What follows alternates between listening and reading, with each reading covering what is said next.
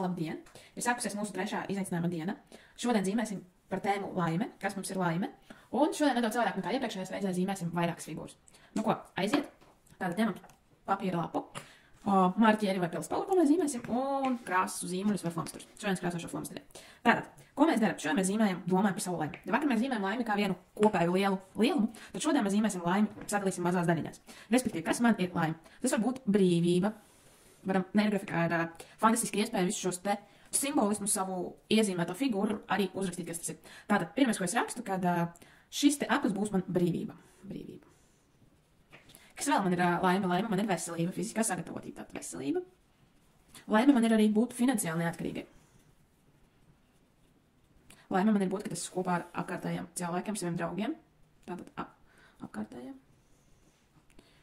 Ja apli šie var krustoties savā starpā, viņi droši var viens uz otru iet un būt blakus, vai arī reku, kā man šeit sakrustojušies. Tātad, kas vēl mums ir laime? Laime mums var būt tāda veselība, brīvība, ir finansiāli neatkarība, ir apkārtējā arī ir. Laime man var būt spēja radoši izpausties, respektīvi kaut kādi talanti, kaut kādi hobiji. Var ierakstīt. Kas vēl var man būt laime? Laime var būt dot, respektīvi kaut ko ziedot, kaut kā ar laiku, savu dalīties savam zināšanām, tātad dalīties. Nu ko, parasti vēl ļauju saviem studentiem iezīmēt apli, un aplim nedod nekādu nozīmi. Vienkārši aplis iespējams šīs te zīmēšanas laikā var uzpildīt ar savu šo te mājienu mums, ar šo te savu nozīmi. Jo bieži vien, kad mēs ieliekam neirolīnijas darbiņā, tad ir lietas, par kurām mēs aizmirstam. Respektīvi, mēs par viņām neesam aizdomājušies, bet zīmēm laikā tas var uzpildīt un atnāk kāda fantastiska atklāsme par to, ko šis te aplis var nozīmēt. Tādus aplis arī var uzzīmēt pāris gabalus, iezīmēšu 3, man te prasās. Kad tas ir izdarīts, tad ienesam zīmējumā jau arī, protams, neirolīnijas. Neirolīnijas mēs nesam ar brīvu roku, kā jūs zināt, neirolīnija neatkārtojas nevienā tās punktā, ja tur, kur mēs vai mazāk vēlamies to redzēt. Respektīvi, mēs ļaujamies savai rokai un nekontrolējam to, kur roka mūs ved, tur mēs arī ļaujam šīs te līnijām aizplūst. Tātad atgādināšu, tie, kas varbūt tagad tikai pieslēdzas pie 3. dienas, kad pirmās 2 dienas ieraksti ir pieejami YouTube, un kad neaizmirstam katru mūsu zīmējumu numurēt, jeb dot nosaukumu. Lai pēc tam mēneša beigās, kad būs pagājusi 20 diena, mēs varētu atcerēties, kad mēs ko esam zīmējuši un kādi rezultāti mums no šī te ir parādījušies. Respektīvi, ienesam neirolīnijas, skatāmies, cik jūs vēlaties, cik jums ir gana. Dažam tās var būt pāris līnijas, dažam gribas izpausties un gribas uzzīmēt vairāk. Kad tas ir izdarīts, nākamais, ko mēs darām, ir apaļošana. Nu ko, sākam apaļot. Apaļošanas laikā pievēršam uzmanību par savām domām, savām emocijām. Varbūt fiziski kaut ko mēs sākam just, tāpēc var pastīties, kā mainās mūsu enerģija. Ja, piemēram, darbiņu uzsākot likās, ka negribās labāk, lai pasēdēšu baliņā vai vēl kaut kas, tad var bieži vien redzēt, ka darba procesā liekas, ka enerģijas ir palicis vairāk un gribas ņemt un darīt un rīkoties. Tas tā kā uzlādē mūs. Nu ko, apaļojam. Kad apaļojam, var tāpat dot šai te mūsu laimes formulai, laimes zīmēm, ko mēs esam ielikuši kādu nozīmi. Respektīvi, domājam par labu, to, ko mēs vēlamies un kā mēs varbūt vēlamies, lai šī te mūsu laime transformēs. Varbūt, piemēram, tagad zīmēju tukšo aplīti, kurus ieliku, varbūt atnāk kāda doma, kas par tukšo aplīti. Varbūt es kaut ko piemirsus. Man, piemēram, šobrīd nāk prātā, ka laime ir arī spēja mācīties, respektīvi, iegūt zināšanas.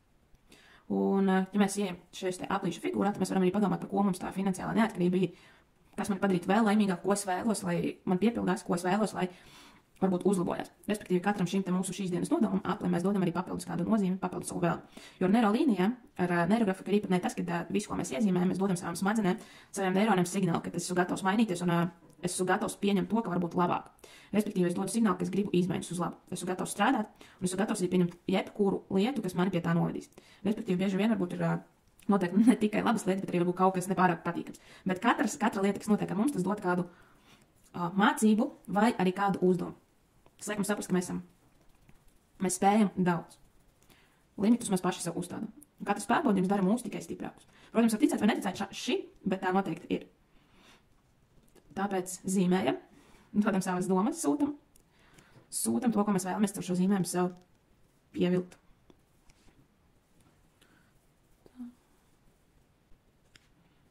Šādas saukus diezgan daudz līniju, tā ka būs diezgan daudz ko apaļot.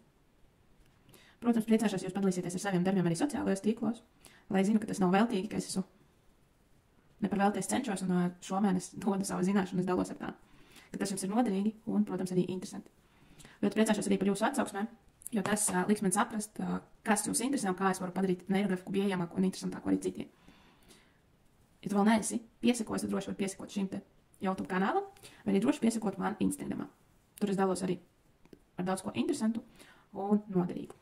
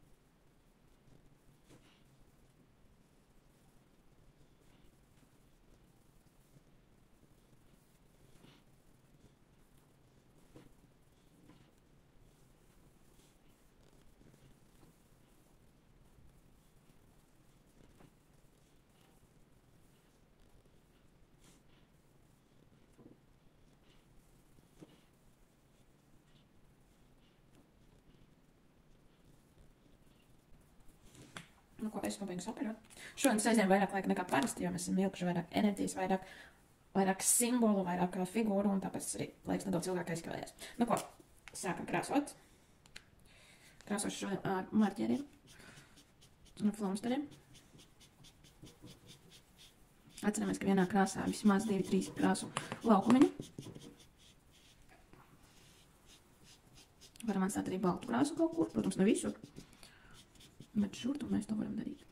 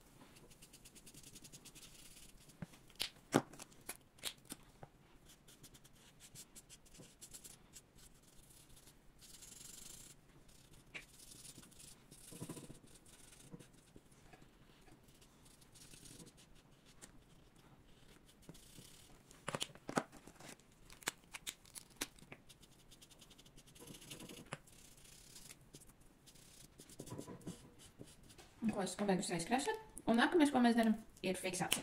Tātad mūsu uzdevums nofiksēt to rezultātu, kuru mēs vēlamies no šī darbiņa. Tas var būt jebkura forma, kas jau ir uzzīmēta šajā zīmējumā, vai iezīmēt kaut ko jaunu. Man šodien paliks tas pats, kas esmu iezīmējis, ka respektīvi mana brīvība ir arī apkārtējā mana vide. Tātad apkārtējā man cilvēki, draugi, paziņas, ģimene. Tātad nofiksēju. Tātad fiksācijas uzdevums ir šo te figūru iezīmēt tā, lai viņa nedaudz izcinās no šīm te citām figūrām. Ja mēs zīmējam kaut ko jaunu, kādu jaunu figūru, tad atceramies, ka noteikti viņu vajag organiski iekļaut mūsu darbiņā, un respektīvi tas nozīmē, ka jānopaļo.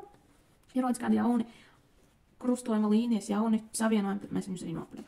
Un, kad ir nofiksēta mūsu gala rezultāta figūra, tad nākamais, ko mēs darām, ir ienesam enerģijas līnijas. Tātad mēs izvēlamies kādu no esošām līnijām, kas piedos darbiņam papildus enerģiju, vai arī iezīmējam kādu jaunu līniju. Manā gadījumā būs vecā līnija, kuru nedaudz es papildināšu. Un arī mēs viņu iezīmējam tā, lai viņa nedaudz izceļās uz visu pārējā zīmējuma fonu. Tās var būt 2-3 līnijas, manā gadījumā šām būs 2, es domāju, ka man pietiks. Protams, neirografika ir par sajūtām, tāpēc skatieties, kā jūs šodien jūtaties, varbūt gribas vēl kādu līniju piezīmēt, varbūt gribas atstāt darbiņu kā ir, to visu var darīt. To būs arī pabeigts zīmējums mums. Nu ko, lauka līnijas ir iezīmētas, figūra ir nofiksēta, viss ir aizkrāsos, viss ir ideāli. Tātad šodienu mēs esam pabeiguši. Trešā diena mums jau ir cauri. Un būšu pateicīgi, ja jūs atzīmēsiet mani savos sociālajos tīklos, Instagramā vai Facebookā.